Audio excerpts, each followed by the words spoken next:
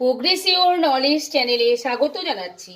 আজকের ক্লাসে আমরা শিখব অঙ্কের ক্ষেত্রে ডি মাস বলতে কি বোঝানো হয়। তো এখানে যে ডি মাস কথাটি আছে তার মধ্যে লেটার আছে চারটি। প্রথমেই আমরা শিখে নেব এই চারটি লেটার দ্বারা কি ওয়ার্ড বোঝাচ্ছে। তো ডি তে কি বোঝাচ্ছে?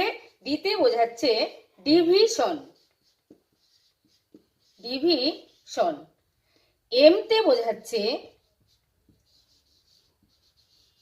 মাল্টিপ্লিকেশন।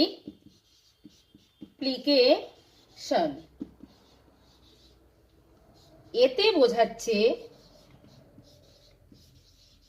অ্যাডিশন। এসতে বোঝাচ্ছে সাবট্রাকশন। এখন আমরা জেনে নেব এই ডিভিশন, মাল্টিপ্লিকেশন, অ্যাডিশন এবং সাবট্রাকশন মানেটা কি। তো ডিভিশন মানে হচ্ছে ভাগ, মাল্টিপ্লিকেশন মানে হচ্ছে গুণ, অ্যাডিশন কথার অর্থ হচ্ছে যোগ, সাবট্রাকশন কথার অর্থ হচ্ছে বিয়োগ। তাহলে ডি মাস মানে কি? লেটারগুলোর মানে আমরা জেনে গেলাম। এখন আমরা লিখব ডি মাস কি। তাহলে এই যে ডি মাস কথাটা, এই কথাটা হচ্ছে সরল অঙ্কের সঙ্গে যুক্ত। সরল অঙ্ক করতে গেলে কিছু নিয়ম থাকে। প্রথমে ভাগ করতে হয়, তারপর গুণ, তারপর যোগ, তারপর হচ্ছে বিয়োগ। সেখান থেকেই এই ডি থেকে, অর্থাৎ ডি ফর হচ্ছে এই ডিভিশন, ডিভিশন থেকে তারপর আমরা প্রথমে ডিভিশন অর্থাৎ ভাগের কাজ করব, তারপর আমরা এম অর্থাৎ মাল্টিপ্লিকেশনের কাজ করব,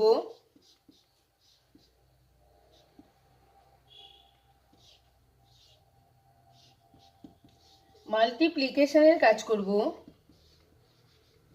তারপর আমরা এখান থেকে আমরা চলে আসব অ্যাডিশন এর কাজ করব, অর্থাৎ আমরা অ্যাডিশনের কাজ করব।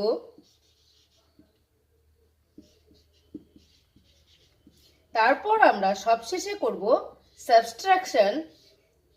এস ফর হচ্ছে সাবট্রাকশন,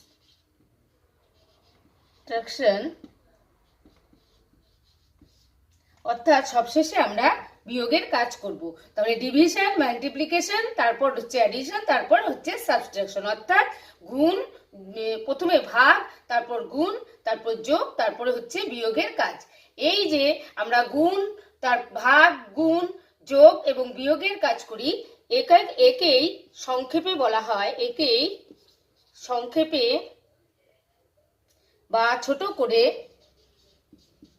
বলা হয় ডি মাস। তাহলে আজকের ক্লাসে আমরা শিখে গেলাম এই ডি মাস কথাটির পূর্ণরূপ কি এবং ডি মাসটা আমরা কোন অঙ্কের ক্ষেত্রে ব্যবহার করি, সেটা হচ্ছে সরল অঙ্কের ক্ষেত্রে আমরা ব্যবহার করি।